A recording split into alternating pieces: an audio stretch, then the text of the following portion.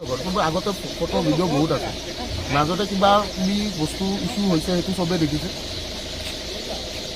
ইমান দিনে কথা পতা নাছিলোঁ, আমি কথা পাতিব পৰা নাই, আমি কোনো হেৰি কৰা নাই, চব চলি আছে।